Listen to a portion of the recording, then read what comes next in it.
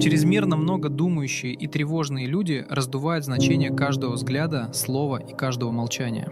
Их умы похожи на безостановочно работающие двигатели, вращающие конвейер бесконечных вероятностей, вопросов и сомнений. Это изматывает, да, но в то же время это невероятно человечно.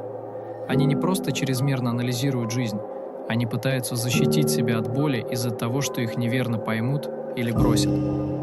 За каждым «что если» и каждой бессонной ночью глубоко неравнодушное сердце. Возможно, слишком неравнодушное, но это и прекрасно.